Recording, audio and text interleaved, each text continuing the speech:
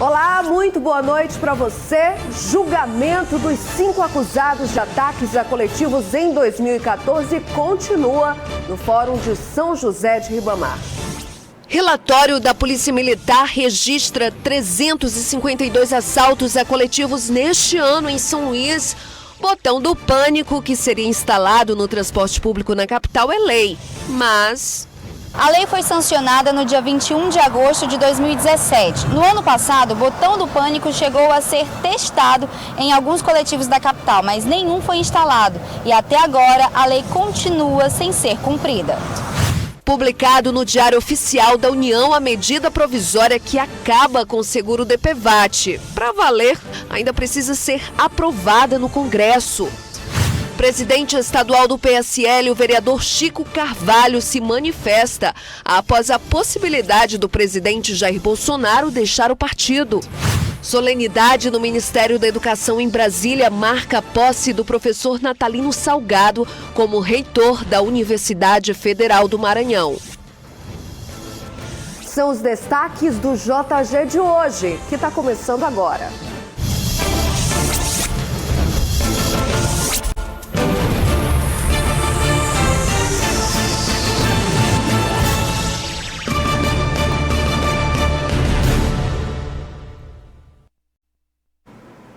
Estava previsto para terminar hoje às 5 horas da tarde, foi adiado para as 7 horas da noite o julgamento dos 5 acusados da série de ataques a ônibus em 2014 que resultou na morte da menina Ana Clara, que teve 95% do corpo queimado.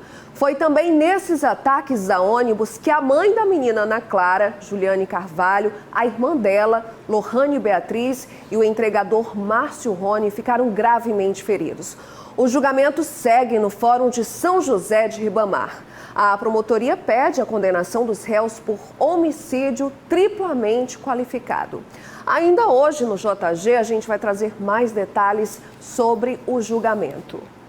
E com certeza hoje foi um dia que vai ficar na memória para quem estava dentro do coletivo que faz a linha São Raimundo Bandeira Tribuse. 3 homens tentaram assaltar os passageiros quando o coletivo passava pelo bairro Jaracati. Um dos suspeitos, identificado como Leonardo Silva Nascimento, de 24 anos, morreu depois que uma das vítimas, que estava armada, reagiu. Não há registro de outras pessoas feridas e os outros 2 suspeitos conseguiram fugir e não foram recapturados até agora. Bom, geralmente o assalto a coletivo chama a atenção quando tem resultados, desfechos como esse de hoje, com tiros, morte, a violência do tipo de assalto. Mas quase todos os dias são registrados assaltos a ônibus aqui na capital. Por isso, nós vamos mostrar uns números divulgados pela Polícia Militar do Maranhão, comparando aí os últimos 4 anos. Lembrando a você que são dados atualizados. Olha só, de 2016 até 2019, assaltos a coletivos, a fonte é da Polícia Militar do Maranhão. Em 2016, foram registrados 603 assaltos. No ano seguinte, 580. Em 2018, 506. E em 2019, 352. Bom, lembrando que esses assaltos a coletivos, neste ano aqui, esse registro de 352 assaltos, são registros do dia 1º de janeiro deste ano até hoje. Então, esse assalto que aconteceu hoje já entrou aí para o registro da Polícia Militar do Maranhão. E além da segurança pública, você sabia que existe uma lei aqui em São Luís que foi elaborada pensando em reduzir e até evitar assaltos a coletivos? É a lei do botão do pânico, aprovada há 2 anos, mas está só no papel mesmo. Lei. Norma criada para estabelecer as regras que devem ser seguidas por uma sociedade. Na teoria, esse é o conceito de lei. Na prática, algumas leis, mesmo quando aprovadas, não têm saído do papel. O que acontece com a lei do botão do pânico? Aprovada em primeiro turno na Câmara Municipal da capital, o dispositivo popularmente conhecido como botão do pânico, quando acionado, avisaria no letreiro do ônibus que o veículo está sendo assaltado, facilitando a ação da polícia.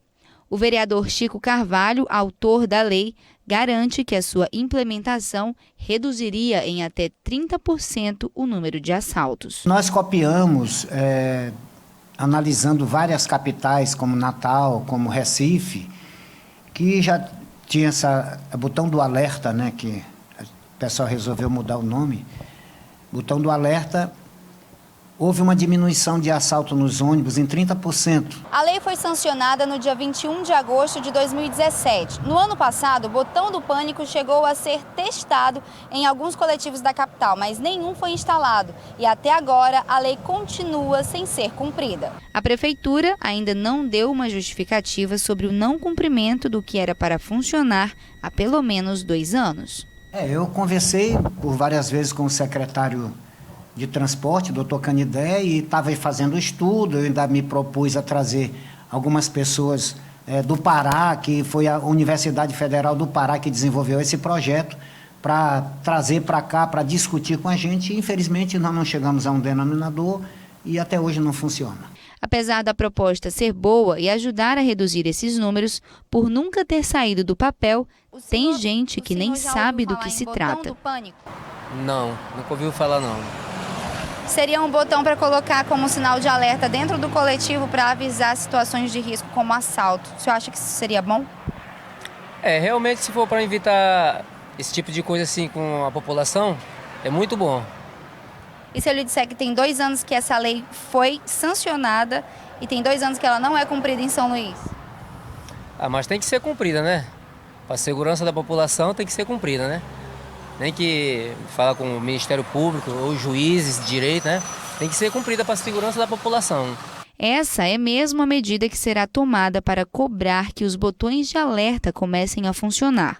Pela Constituição Federal, se existe lei vigente para a administração pública, ela inevitavelmente precisa ser cumprida. Eu vou acionar o Ministério Público para poder obrigar a Prefeitura de São Luís a colocar em funcionamento essa lei. E a seguir, os destaques do noticiário político e as análises de Marcos Saldanha. Não sai daí, continua aqui comigo no JG. Eu volto já já.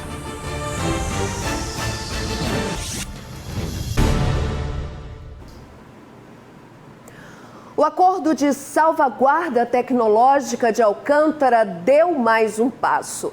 Depois de aprovado na Câmara Federal no mês passado, hoje passou pela Comissão de Relações Exteriores e Defesa Nacional do Senado. Agora o texto segue para votação no plenário em regime de urgência. O acordo define regras de proteção aos Estados Unidos no emprego de tecnologia na base de Alcântara, como o lançamento de foguetes e satélites. O relator do texto no Senado é o senador pelo Maranhão, Roberto Rocha, que destacou durante a sessão de hoje os benefícios desse acordo. Para o Estado do Maranhão, o acordo de salvaguarda tecnológica constitui etapa decisiva para 1. A atração de investimentos. 2. O desenvolvimento de uma cadeia produtiva de alto valor agregado. 3. A indução de atividades econômicas em apoio aos serviços de lançamento. 4. A formação de mão de obra especializada. 5. A alavancagem do setor de serviços, incluindo o turismo. 6. O incremento na arrecadação de impostos. Não é pouco para a unidade da federação cheia de capacidade, mas carente de recursos para o seu pleno desenvolvimento. De modo que, com muita alegria, a gente, na certeza de que estamos dando um passo muito importante para quebrar um ciclo vicioso que tem na política do Estado de exploração política da pobreza. E, com isso, nós estamos dando um passo importante para fazermos definitivamente a exploração econômica da riqueza, desembrulhando esse presente, fazendo do povo maranhense, do povo brasileiro, sócio das suas próprias riquezas. Muito obrigado. A Assembleia Legislativa do Maranhão começou um ciclo de palestras para discutir os temas mais relevantes do Congresso Nacional e a repercussão desses temas aqui no Estado. E inaugurou o ciclo falando de reforma tributária. Entre as grandes reformas que o Brasil deve passar nos próximos anos está a reforma tributária. O tema foi a pauta da primeira edição de um ciclo de palestras promovido pela Assembleia Legislativa do Maranhão.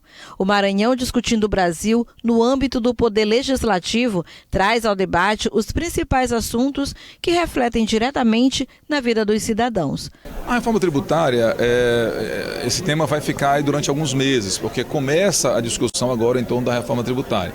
Mas já tem outras PECs que foram protocoladas no Congresso, que mexem com a questão do Pacto Federativo, que tratam, por exemplo, da extinção de alguns municípios, que impactam na vida dos servidores públicos, e todos esses temas nós vamos trazer para cá, para a discussão dentro deste programa O Maranhão Discutindo o Brasil, que tem esse objetivo, fazer com que o cidadão maranhense conheça esses temas. Representantes da sociedade em geral, parlamentares, acompanharam as palestras apresentadas por dois dos mais renomados professores na área econômica. Para quem acompanha de perto as consequências de uma tributação pesada como a do Brasil, discutir o tema é urgente. Conhecimento liberta, né? E muito bacana a gente ter a possibilidade de mostrar os vários pontos. Na reforma da Previdência, por exemplo, só aqueles que eram a favor da reforma da Previdência tiveram espaço na grande mídia. Eu não ouvi ninguém que era contra a reforma da Previdência poder explicitar seus motivos, suas razões, né, sua lógica na grande mídia. E esse debate é tão importante, porque quando a gente fala sobre a reforma da Previdência, quando a gente fala sobre a reforma tributária, a gente está falando sobre algo que vai influenciar a vida dos mais de 200 milhões de brasileiros, todo mundo, 100% das pessoas. Então tem que ter esse debate. As pessoas acham que a carga tributária no Brasil é alta, porque elas olham os produtos e falam, poxa, nesse videogame tem tanto de imposto, nessa fralda tem tanto de imposto. O problema do Brasil não é que a carga tributária é alta, o problema do Brasil é que a carga tributária sobre o consumo, nós somos os campeões mundiais. Como você acabou aí de ver na reportagem, a reforma tributária inaugurou o ciclo de palestras na Assembleia Legislativa, foi de manhã, na hora da sessão. Mas teve sessão sim, bem esvaziada. Mesmo assim, com discussões importantes que vale muito a pena destacar aqui. E quem acompanhou a sessão e traz todos os detalhes para a gente é a repórter Bel Soares. Bel, agora aí é com você. A sessão desta terça-feira aqui na Assembleia contou com a participação de pouquíssimos deputados. A maioria Bianca estava prestigiando o ciclo de palestras que é promovido pela Casa. Inclusive hoje, a primeira edição, foi tratado sobre a reforma tributária. Agora, continuando a falar sobre reforma, sem dúvida um dos temas que mais repercutiu não só aqui na Assembleia, como eu acredito em todo o país, foi a promulgação da reforma da Previdência, inclusive com uma sessão solene lá no Senado Federal. Aqui eu conversei com o deputado Arnaldo Melo, que é membro da Comissão de Administração Pública, Seguridade Social e Trabalho da Assembleia Legislativa aqui no Estado. Acho que foi um grande salto para o Brasil. Nós teremos, claro, muito caminho a percorrer, até porque os estados e municípios precisam fazer a sua adequação e, com certeza, nós teremos dias melhores, principalmente combatendo os privilégios. Eu acho que será uma forma de se fazer uma grande economia para o país e, com isso, nós conseguirmos distribuir melhor a renda para os brasileiros. Eu ouvi também o deputado Zé Inácio, que é do PT e que tem um posicionamento contrário à promulgação desta reforma. Infelizmente, é uma reforma que retira direito da classe trabalhadora. Infelizmente, o Congresso não ouviu o clamor da rua, o clamor da classe trabalhadora, o clamor das centrais sindicais, no sentido de barrar essa reforma que prejudica os trabalhadores, sobretudo os trabalhadores mais humildes que estão no dia a dia na luta, sobrevivendo neste país. E Bianca, agora trazendo para uns destaques mais estaduais, o deputado Dr. Iglesio fez uma série de requerimentos pedindo números de serviços do município, números de escolas, coleta de lixo, postos de saúde. Eu conversei com ele sobre esses pedidos. O objetivo é saber a respeito dos dados da realidade da cidade para que a gente possa tomar parte de cada um deles para buscar soluções para os problemas, no caso do que precisa ser melhorado. É óbvio que não há necessidade de a gente entrar no mérito de fazer qualquer crítica à gestão, até porque nós damos apoio a essa gestão há algum tempo, mas a gente quer entender melhor e para isso a gente precisa de informações. Lembrando, Bianca, que o doutor Iglesio foi liberado pelo PDT e está analisando aí algumas legendas para então concorrer à Prefeitura de São Luís nas próximas eleições. Hoje, Bianca, é terça-feira, a semana está começando, ainda tem muitos assuntos para serem tratados aqui da Assembleia Legislativa. Bel Soares para o Jornal da Guará. E o noticiário político continua no JG, por isso Marcos Saldanha já está aqui no estúdio. Marcos, boa noite para você. Bem-vindo. Boa noite, Bianca. Hoje eu vou dar logo boa noite. Marcos, é o seguinte, a gente acabou de ouvir aí, ver a repórter Bel Soares falando dessa autorização da saída do Iglesio do PDT. Como é que fica isso?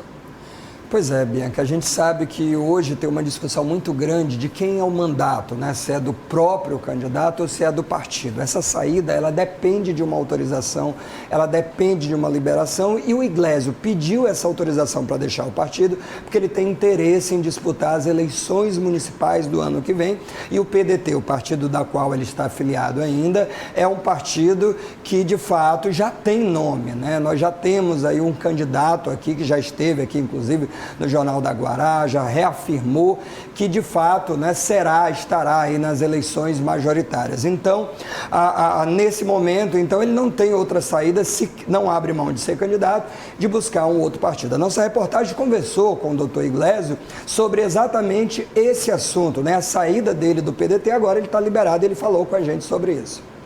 A gente continua na discussão com algumas legendas para dar sustentação a esse projeto de pré-candidatura que foi construído em cima das bases das pessoas que nos apoiaram nessa eleição, que reconhecem o trabalho que a gente tem feito aqui na Assembleia. A gente já conversou inicialmente foi com Solidariedade, com Cidadania, com o PL, com o Avante, com o PSD, com Democracia Cristã, com o PTC, não sei se eu esqueci algum, mas ao todo são 8 partidos. E o PRB. Nossa, são muitos, parece até que ele estava se esquecendo dessa lista. Marcos, vale a pena sair para qualquer partido? Pois é, se ele não abre mão de ser candidato, ele quer disputar, né, um cargo aí na Prefeitura de São Luís, aí não tem saída, ele tem que encontrar um novo partido. A grande dificuldade é exatamente essa, o número de pré-candidatos atualmente é muito grande, né? Por exemplo, ele falou no Solidariedade, mas lá no Solidariedade ele vai ter que disputar provavelmente com o doutor Madeira, que deixa de ser juiz, ainda há tempo de poder aí a ser um pré-candidato, e ele tem interesse, e o Simplício, que é aí o responsável pelo Solidariedade, diz que amanhã deve conversar com os dois. Claro que em momento diferente, ou seja, a porta não está totalmente aberta para o Iglesio, né? Ele vai ter aí que negociar aí com o doutor Madeira. E assim deve ser com os outros partidos, né? Então ele vai encontrar um partido que dê uma estrutura aí para que ele possa disputar e que ele também tem interesse. O que ele também já reafirmou é que no partido novo do presidente Bolsonaro, esse partido ele não tem interesse pela convicção política dele, né? Interessante, Marcos, esse aí que você... Vou puxar o assunto. Sim, claro. Da sua deixa aí sobre o novo partido, né, que o presidente Jair Bolsonaro pode ir, ele já anunciou o nome e até data de convenção. Marcos, eu gostaria de entender o efeito disso aqui no Maranhão, o efeito disso nacional. Como é que o presidente vai criar um novo partido, tem um prazo aí, né, para a criação de partido, tem várias exigências envolvidas nisso, sendo que ele envia ao Congresso aí projetos, medidas que precisam ser aprovadas. Então, ele cria um novo partido num momento como esse. Como é que é essa situação? Como é que ficam esses prazos? Pois é, e muito mais também, Bianca, como é que ficam os partidários e o projeto político do Bolsonaro, né? Já que ano que vem, eu tenho dito sempre isso, você já está trabalhando desde o início do ano a estrutura partidária para poder ano que vem fazer um grande número de prefeitos e vereadores, isso já pensando na reeleição. Quando o presidente Bolsonaro cria e participa dessa crise toda no partido que ele está deixando agora e fala em criar um novo partido, ele cria um clima de instabilidade política, ou seja, ele tem todo um processo eleitoral, da justiça eleitoral para cumprir. Até 6 de março, o partido precisa estar registrado. São milhões de assinaturas que o partido vai ter que recolher e aí sim convencer uma série de partidários até lá de migrar, de deixar suas legendas, inclusive o PSL, o partido que ele está saindo, e migrar para um partido que de repente pode não dar certo. Essa é a grande dificuldade que ele vai ter nesse processo todo. E não podemos esquecer que naquela época em que ele procurou um novo partido para ser candidato à presidência, ele chegou inclusive a fechar com o PEN, anunciou praticamente o PEN, que hoje virou Patriotas, inclusive muito em função da ida dele pelo partido, exigiu a mudança do estatuto, do regimento do partido e acabou não indo. Isso criou um ressentimento muito grande. Então, essa instabilidade, sem falar que ele foi para o PSL, é indiscutível que o bolsonarismo deu uma envergadura para o PSL muito grande, mas ao mesmo tempo, essa crise agora toda deixa o partido numa situação delicada. Então, a ida dele para um partido que já existe leva essa instabilidade, apesar de levar alguns deputados, já tem um senador indiscutível que vai junto com ele, o Flávio Bolsonaro, e ter um número de deputados. Por outro lado, né, você não quer negar um presidente no teu partido, mas você sabe que a vinda do presidente para o teu partido e esse grupo, ela é extremamente problemática. Bom, ele falou que criaria um partido chamado Conservadores, depois falou em ressuscitar a UDN, um partido de direita tradicional, e acabou optando por criar um partido próprio, Aliança pelo Brasil. Mas aí não depende só da vontade dele, é todo um processo político para poder fazer essa mudança toda. Eu imagino que aqui no Brasil, aqui no Maranhão, ele talvez esteja até resolvendo um problema. A gente acompanhou várias vezes crises dele com o Chico Carvalho. O Chico Carvalho talvez seja um membro do PSL mais ligado ao Bivar, ao presidente do partido. A gente inclusive ouviu, né, o Chico Carvalho que fala um pouquinho dessa situação toda. Vamos ouvir. O PSL continua tranquilo, porque aqui nós somos diretório até o dia 1º de abril de 2021. Então não vai haver nenhum problema com o PSL do Maranhão. Mas a gente lamenta bastante a saída do presidente Jair Bolsonaro do nosso partido. Nós que trabalhamos tanto, o PSL do Maranhão se empenhou bastante na eleição do presidente Jair Bolsonaro. Eu espero ainda espero que haja um entendimento entre o presidente Jair Bolsonaro e o presidente do nosso partido, Luciano Bivar, para que ele permaneça no nosso partido e a gente só faça crescer. O partido corre algum risco de debandada de filiados com a saída do presidente?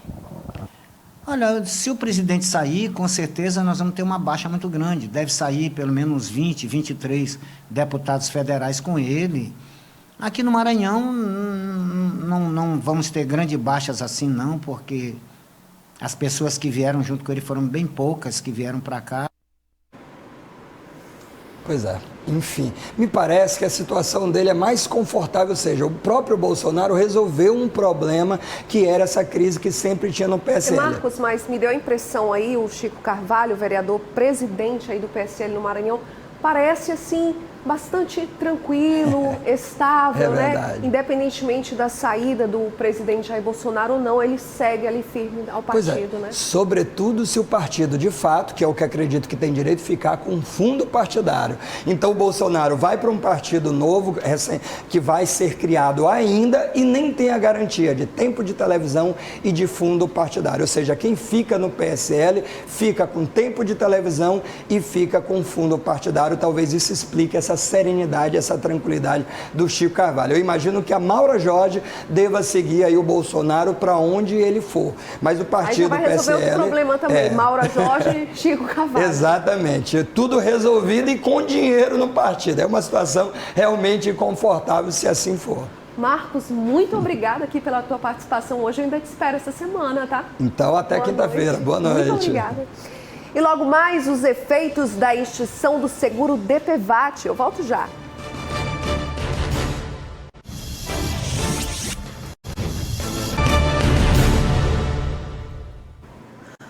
O professor Natalino Salgado tomou posse hoje em solenidade no Ministério da Educação em Brasília como reitor da Universidade Federal do Maranhão e está prevista para amanhã a cerimônia de posse no auditório central da sede da UFMA aqui em São Luís, às 18 horas.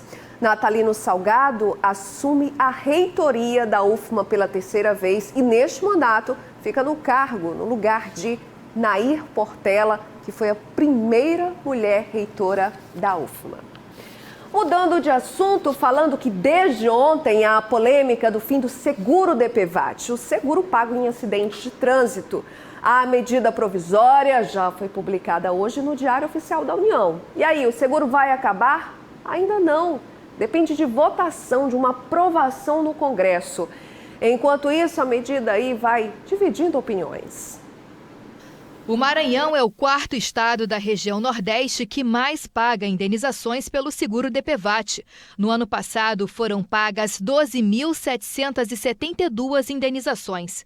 O seguro DPVAT cobre casos de morte, invalidez permanente ou despesas com assistências médicas e suplementares por lesões de menor gravidade, causadas por acidentes de trânsito em todo o país. O valor da indenização por morte para familiares ou herdeiros legais chega a R$ 13.500. Invalidez também é o mesmo valor. E despesas hospitalares até R$ 2.700 por acidentado. A medida provisória visa pôr fim ao seguro. De acordo com o governo federal, a medida serve para evitar fraudes e segue uma recomendação do Tribunal de Contas da União.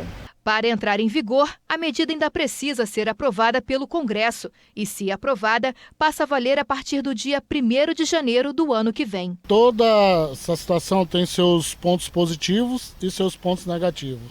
O ponto positivo, que você deixa de pagar, né? No caso, que o mais caro hoje em dia é o seguro, que tem um licenciamento e o seguro. No caso, você vai deixar de pagar, porém... Tem a negatividade nisso que em casos de acidente de trânsito você não tem como recorrer a receber um benefício futuramente. Segundo o governo federal, o benefício vai continuar pelo SUS. Essa médica especialista em medicina de tráfego alerta que com o fim do DPVAT vai ocorrer uma diminuição no financiamento do SUS. Olha, acabar com o seguro DPVAT foi acabar com algo realmente que vinha com muitas fraudes, com problema de fiscalização. Aí você acaba com o problema acabando com o imposto, né? E é um imposto que ele beneficiava essas vítimas de acidente de trânsito. Então, com certeza nós vamos ter não só uma diminuição do financiamento para o SUS, que vai perder mais de 2 bilhões que vinha do DPVAT, quanto, com certeza, de ações judiciais que vão ocorrer dessas pessoas entrando judicialmente, pleiteando uma indenização pelos danos sofridos. Bom, você acabou de ver aí na reportagem da Ana Tereza, bem no comecinho da reportagem, que ela fala que o Maranhão é o quarto estado do país. É o quarto estado do Nordeste, como ela colocou lá na reportagem, em liberação de número aí de seguros DPVAT. Eu vou complementar aqui as informações sobre o seguro DPVAT, lembrando aqui que dessas informações aí é da seguradora Líder, que é a gestora do seguro DPVAT, o seguro obrigatório. O Maranhão está em 5º lugar, considerando todos os estados do país, em pagamento do seguro DPVAT, o seguro obrigatório. Bom, o Maranhão aí fica logo abaixo de Piauí, Tocantins, Roraima e Rondônia. Rondônia em primeiro lugar. Lembrando que esse indicativo, esse indicador DPVAT da seguradora Líder leva em conta o pagamento do seguro obrigatório, também tendo como proporção o número de veículos, sendo que, como a gente pode comparar aqui, a frota entre Rondônia, Roraima, Tocantins, Piauí e Maranhão aí tem uma frota muito maior de veículos. Bom, e a gente volta a falar sobre o julgamento dos 5 acusados da série de ataques a coletivos em 2014. Quem acompanhou o julgamento no Fórum de São José de Ribamar foi a repórter Mariana Dias. Após ser adiado por 2 vezes, o julgamento do crime, que aconteceu há 5 anos, foi realizado no Salão do Júri do Fórum de São José de Ribamar, sob responsabilidade da primeira vara criminal. A complexidade do caso, que envolve muitos réus, faz a sentença demorar a ser proferida. À tarde foi a fase de quesitação, onde os jurados analisam cada quesito para então votar. O caso em questão é muito complexo porque envolve vários réus, vários crimes e várias vítimas, né? Então a demora basicamente é por causa disso. E é um caso muito sensível, né? Não vou aqui olvidar da dor das vítimas, mas tecnicamente é um caso que está demorando mais em virtude da complexidade envolvendo muitos crimes que eles são acusados, muitas vítimas e por isso a demora. A promotoria pede a condenação dos réus por homicídio triplamente qualificado. A mãe da menina Ana Clara, que morreu aos 6 anos de idade no dia 6 de janeiro de 2014, acompanhou os 2 dias de julgamento. Seja feita justiça não só por causa de Ana Clara, de outras Anas Claras, de outra Juliane, como a mim mesmo, que fui afetada na minha saúde, entendeu? Que seja feita justiça, que as pessoas parem mais para pensar, que amem mais o próximo, que cuide mais, porque não é fácil a gente viver num mundo tão, assim, a gente fica desorientado, a gente fica à mercê, não sabe o que vai acontecer. Mariana Dias para o Jornal da Guará. Bom, o julgamento lá no Fórum de São José de Ribamar começou ontem, estava previsto para terminar hoje às 5 horas da tarde, depois foi adiado aí para as 7 horas da noite. Bom, já são 7 horas e 6 minutos, quase 7, e o resultado ainda não saiu. A gente vai continuar acompanhando. Qualquer novidade você pode ver lá no nosso portal guará.com. E no próximo bloco, o destino do Sampaio na Copa do Brasil e mais detalhes do esporte com a Ana Tereza aqui no JG daqui a pouco. Mas antes, fique com a Tábua de Marés.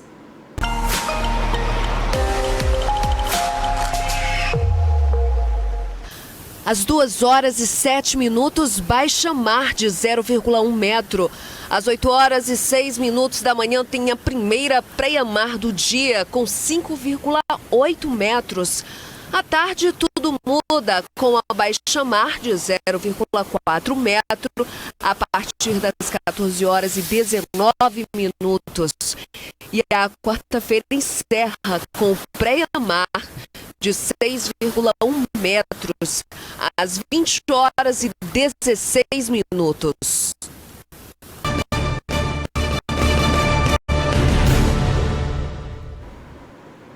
Bom, estou de volta para contar para você, é um noticiário que acabou de chegar aqui ao nosso jornal, a nossa produção, é que hoje, bem no comecinho do jornal, não sei se você se lembra, eu acabei falando do acordo de salvaguarda tecnológica que foi aprovado hoje, o relatório do senador Roberto Rocha, lá no Senado, na Comissão de Relações Exteriores. E eu disse que ia ser votado em plenário, em regime de urgência.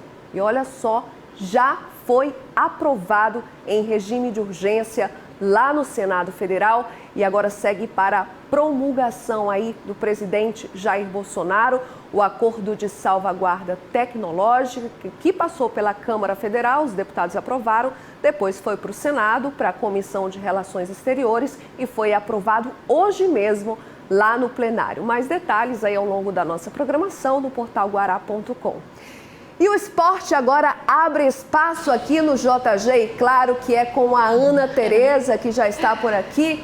Oi, Aninha. Oi, Bianca, boa noite. Boa noite, a todos. Obrigada. Bom, a Aninha sempre vem aqui para falar de futebol, mas hoje a gente vai falar de velocidade, né, Ana? Você acompanhou a final do Maranhense de kart. Vamos acelerar, porque foram 8 etapas, né, até a última que eu acompanhei nesse sábado, para definir os campeões em 6 categorias. E o que eu quero chamar também a atenção é que o kart é um esporte família e as mulheres também estão mandando muito bem nas pistas. Olha só. Foram 7 etapas até a decisão. E na final do Maranhense de kart, que é a 8ª e a última prova, concentração total para garantir o título. E foi com esse pensamento que William Camisão, vencedor das 4 etapas na categoria F4 graduados, se preparou para mais uma bateria. A gente vem traçando a estratégia para essa última prova ao longo do ano inteiro, né? Buscando a melhor consistência possível, trabalhando com a equipe. e ter um carro bem acertado o ano inteiro, buscando a regularidade, que foi o que, no meu caso, está me dando a tranquilidade de chegar para a etapa com uma pontuação que me dá estabilidade para correr sem grandes riscos. Dentro das pistas, a briga pelo pódio estava, como sempre, acirrada nas 6 categorias. Mas do lado de fora, o kart chama a atenção por ser um esporte família. Olha só a dona Sônia incentivando os filhos, o João Guilherme e o Gustavo. É um prazer pra gente, pra mim, pro pai deles, né, vê-los pilotando, é isso que eles querem. Então, pra gente é um prazer imenso. O Gustavo, de 11 anos, compete ao lado do irmão, o João, que tem apenas 7 aninhos. Nas pistas é assim, um incentivando o outro. Meu pai, minha mãe, meu irmão também ficam me incentivando para mim correr, para mim se dedicar, porque talvez isso vire lá no futuro. E assim como os jovens João e Gustavo, Antônio Neto também cresceu no kart. Ele começou a competir com 10 anos, com incentivo dos pais. Agora, com 15 anos, ele compete na categoria 2T. É uma experiência muito boa, né? A gente aprende muita coisa aqui, esse clima é muito bom, essa convivência faz muito bem. O incentivo dos pais também foi essencial para a Jalila iniciar no kart. E ela tirou o primeiro lugar durante a primeira bateria dessa etapa da Corrida do Batom. Pouca expectativa, né? A última corrida do ano, tem a questão de pontos. A gente tem uma pilota que está na liderança, que é a Rayane, mas ainda é possível as outras pilotas conseguirem, né? Então, estou na expectativa. Pois é, as mulheres marcaram presença, sempre com muito estilo, charme e velocidade. A Fernanda Mota caprichou até no macacão, veio de Batgirl. Não, gente, aqui é uma forma lúdica que a gente tem de trazer o esporte, né? Para que as crianças também possam querer aprender a fazer o kartismo, né? Praticar o kartismo. E antes de acelerar, lá estava Fernanda ganhando orientação do técnico e marido. O coração acelera mais do que se a gente estivesse correndo, né? Tendo que passar a instrução daqui de fora para lá para dentro é sempre uma emoção a mais. Ano que vem agora minha filha quer correr também, de 8 anos. Aí mesmo que vai aumentar a adrenalina. Na pista, elas pisam forte e deixam recado para incentivar outras mulheres a conhecerem o esporte. Incentivo, com certeza. A gente tem que ser incentivada, né? O incentivo é uma das melhores coisas que faz a gente proporcionar uma corrida bonita aí pro pessoal. Aqui ninguém perde, todo mundo só sai ganhando.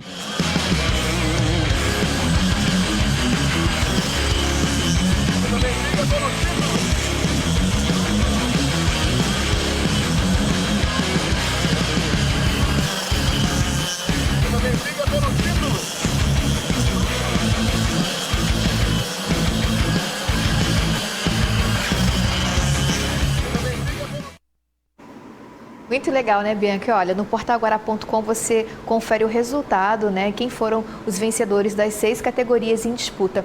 Agora, Bianca, eu vou falar também de bons ventos, que nesse último fim de semana a gente teve aí o Campeonato Brasileiro de Kitesurf, que também foi junto com o Sul-Americano em Santa Catarina. Os nossos maranhenses fizeram muito bem mais uma vez. O Bruno Lobo, que esse ano a gente está vendo aqui, ó. O Bruno Lobo que já entrou para a história do kitesurf mundial, a ser o primeiro campeão pan-americano na Fórmula Kite, se consagrou agora como tetracampeão brasileiro de kitesurf. Ao lado dele a gente tem a Socorro Reis, que conquistou o tricampeonato na modalidade kitefoil. E a gente tem também o destaque o Bruno Lima, que conquistou o 4º lugar na categoria Open. É isso, Bianca, é um esporte amador. Você veio com muitas novidades, esporte geral, você já falou aí de kart, de kitesurfing. Agora eu quero falar de futebol, eu quero saber como é que fica a situação do Sampaio. Tem novidades? E do Moto também, né, com a saída do treinador. Pois é, o Sampaio está aguardando, né, o ranking da Copa do Brasil. A gente falou na última sexta-feira que ficar fora dessa competição